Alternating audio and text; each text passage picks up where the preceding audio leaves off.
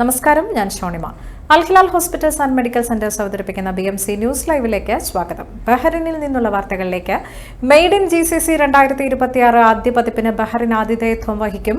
Bahrain രാജാവ് his majesty Hamad bin നിസാൽ ഖലീഫയുടെ രക്ഷാകർതൃത്വത്തിൽ മെയ്ഡ് ഇൻ GCC 2026 ഫോറത്തിന്റെയും പ്രദർശനത്തിന്റെയും ആദ്യ പതിപ്പ് ഒക്ടോബർ 6 മുതൽ 8 വരെ എക്സിബിഷൻ വേൾഡ് ബഹ്റിനിലാണ് നടക്കുക. ഗൾഫ് സഹകരണ കൌൺസിൽ അംഗരാജ്യങ്ങളുടെയും ഫോറത്തിന്റെയും നേതാക്കളുടെയും പിന്തുണയോടെയാണ് പ്രദർശനം നടക്കുക. GCC വ്യാവസായിക സഹകരണ സമിതിയുടെയും GCC വാണിജ്യ സഹകരണത്തിന്റെയും യോഗങ്ങൾക്കൊപ്പം ഫോറവും പ്രദർശനവും നടക്കും.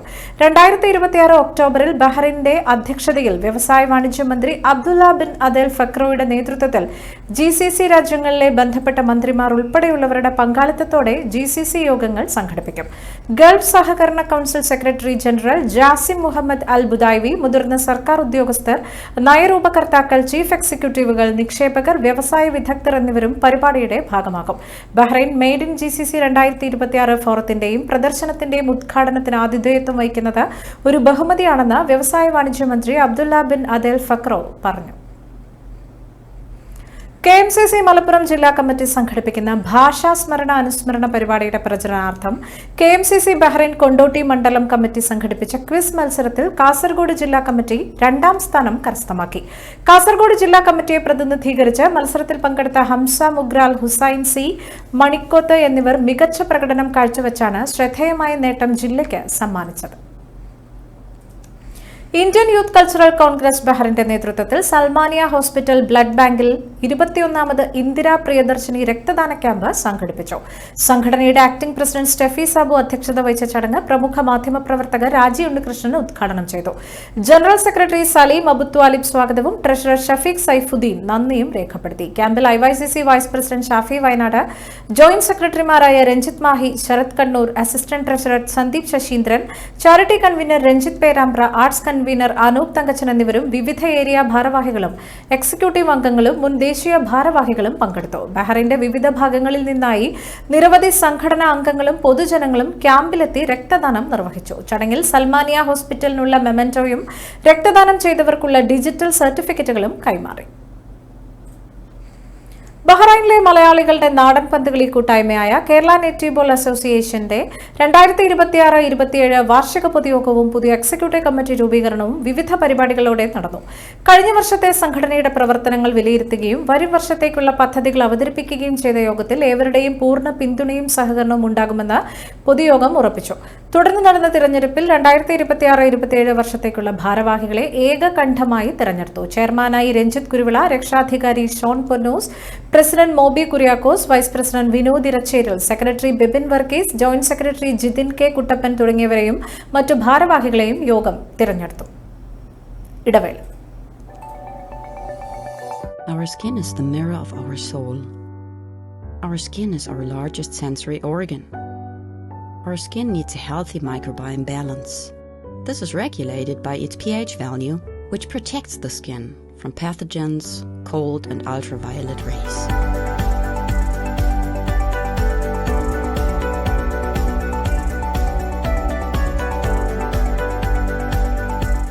Sebamed protects your skin.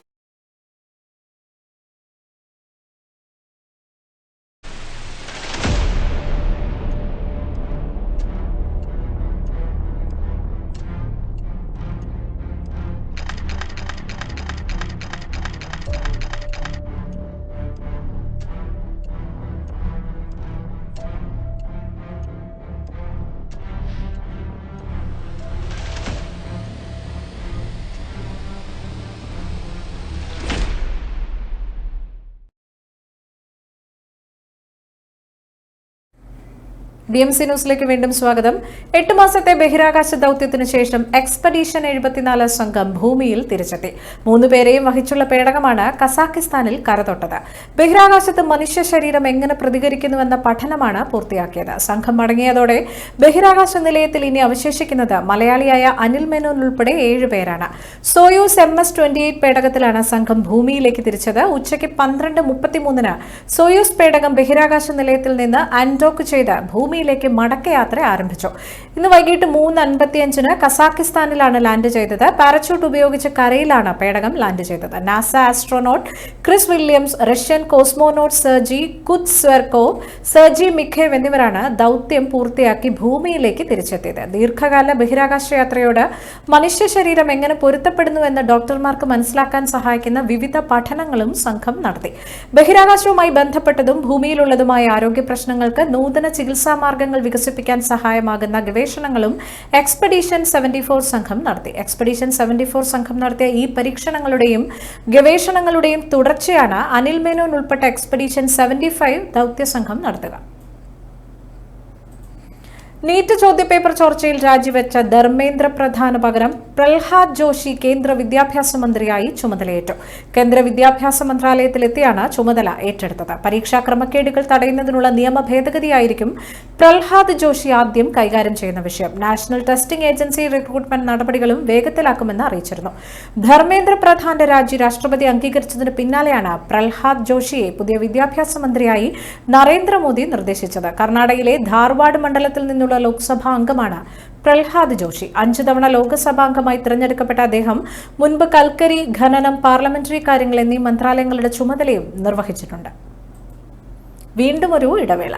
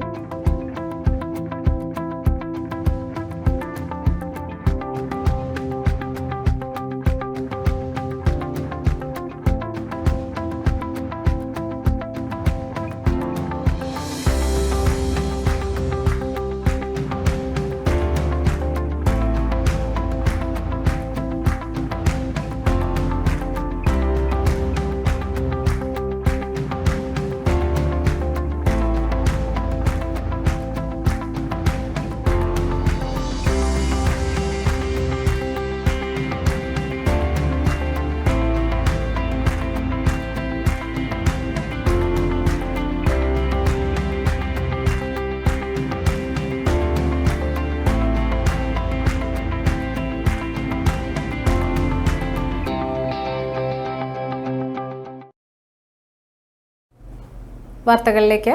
രാജ്യത്തെ യുവാക്കളെ പ്രശംസിച്ച് കേന്ദ്ര ആഭ്യന്തരമന്ത്രി അമിത് ഷാ. രാജ്യവും യുവജനങ്ങളും വിദ്യാർത്ഥികളും ഏത് പദവിയേക്കാളും പ്രധാനപ്പെട്ടവരാണ്.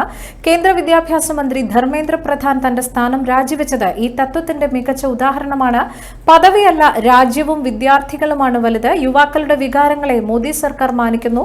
ചോദ്യപേപ്പർ ചോർച്ചയുമായി ബന്ധപ്പെട്ട വിഷയത്തിൽ രാജ്യത്തെ യുവജനങ്ങളുടെ വികാരങ്ങളെ മോദി സർക്കാർ മാനിക്കുന്നുവെന്നും കുറ്റക്കാർക്ക് കർശനമായ ശിക്ഷ ഉറപ്പാക്കുന്നതിനും ആവശ്യമായ പരിഷ്കാരങ്ങൾ നടപ്പിലാക്കുന്നതിനും മോദിജി സ്വീകരിച്ച തീരുമാനങ്ങൾ അഭിനന്ദനാർഹമാണ് എന്നും അദ്ദേഹം പറഞ്ഞു. അതേസമയം നീറ്റ് പരീക്ഷാ ക്രമക്കേടുകൾക്കെതിരായ CJP പ്രതിഷേധം അവസാനിച്ചതോടെ രാജ്യ തലസ്ഥാനം സാധാരണ നിലയിലായി.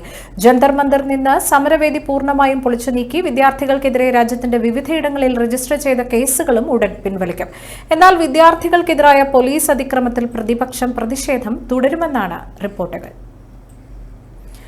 ഇടക്കാലത്തെ ഇടവേളയ്ക്ക് ശേഷം കേരളത്തിൽ വീണ്ടും മഴ സജീവമാകുമെന്ന് കാലാവസ്ഥാ നിരീക്ഷണ കേന്ദ്രം. ബംഗാൾ ഉൾക്കടലിൽ തീവ്ര ന്യൂനമർദ്ദം രൂപപ്പെട്ടതോടെയാണ് മഴ സാധ്യത വർദ്ധിച്ചത്.